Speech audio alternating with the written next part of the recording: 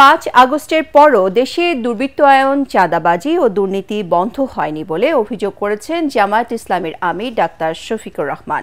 তিনি বলেন, বাংলাদেশে যতদিন দুর্নীতি ও দুঃশাসন থাকবে ততদিন আন্দোলন চালিয়ে যাবে তার দল। কক্সবাজার সরকারি কলেজ মাঠে জেলা জামায়াত আয়োজিত কর্মী সম্মেলনে তিনি বলেন, 24-এর গণহত্যার বিচার হতে হবে। দাবি করেন, দেলওয়ার হোসেন সাঈদী সহ জামায়াতের শীর্ষ নেতাদের সুপরিকল্পিতভাবে হত্যা করেছে আওয়ামী লীগ।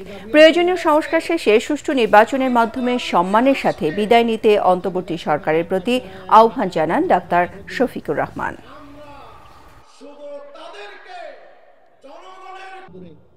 যদি এখানেই হয় তাহলে আপনাদের ভোগান্তি কমবে, খরচ কমবে।